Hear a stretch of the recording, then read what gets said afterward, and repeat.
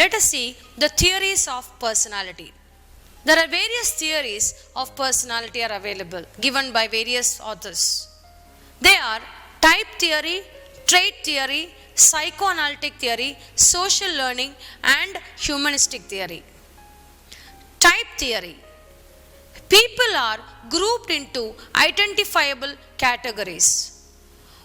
One basis for classifying personalities is the structure of the body. Charismatic or kinesthetic and Sheldon others gave this classification. In this type theories, a relationship was established between features of face or body and personality. Thus, a short, plump person was said to be sociable, relaxed, and even tempered. A tall, thin person was characterized as restrained, self-conscious, and fond of solitude. A heavy-set, muscular individual was described as noisy, callous, and fond of physical activities. These are our various characteristics of personality based on the type of people. Next theory is called as trait theory. Trait theory visualizes personality as a reflection of certain traits of the individual. On the basis of trait theory, people can be described as aggressive, loyal, pleasant, flexible, humorous, and sentimental, impulsive, cool, and so on. Traits are the basic elements of personality and can be used to summarize behavior. Next is psychoanalytic theory. Psychoanalytic theory owes its origin to Sigmund Freud. In his 40 years of writing and clinical practice, Freud acknowledged as one of the intellectual giants in the history of modern thought developed.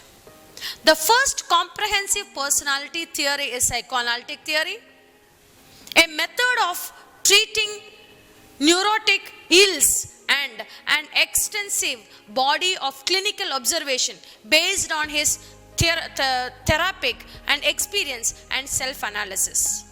Freud saw personality as being composed of three elements: id, ego, and superego. This tripartite division of personality is known as the structural model of mental life, although Freud felt the division should be understood as hypothetical rather than as specific structures of personality. Next is social learning theory. Much of human behavior is either learned or modified by learning.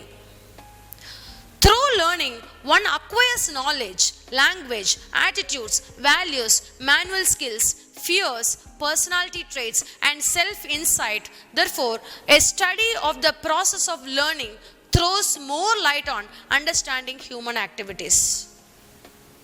There are many ways of learning. Learning through reinforcement, as we discussed earlier, direct experience, and learning by observing others, also called as vicarious learning. Next is humanistic approach.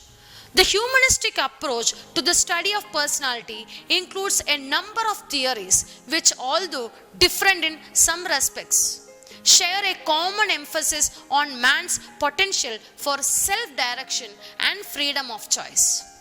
They are concerned with the self and individual's subjective experiences. The theories stress a man's positive nature, his push towards growth and self-actualization. Their emphasis is also on there and how rather than on events in early childhood that may have shaped the individual personalities. There are various other theories also are there in terms of personality. Rogers' self-theory. Carl Rogers and Abraham Maslow are credited with the humanistic theory and personality. Rogers' approach to personality is described as phenomenological. Phenomenology is the study of the individual's subjective experience, feelings, and private concepts, as well as his views of the world and self. Next is Maslow's self-actualization theory. The humanistic psychology of Maslow postulates man as a self-actualizer. By self-actualization, Maslow means that development of full individuality in harmony with all parts of the personality. There are two types of personality normally we categorize as type A personality and type B personality. Type A personality individuals who strive continuously to achieve more things in less time, even in the face of opposition, are said to have a type A personality. Characteristics of type A personalities are fast in everything they do, involved in more than one thing at a time, always busy and find themselves unable to cope with leisure time. These are all the various features of type A personality. Next is type B personality. Type B personality are just opposite to this.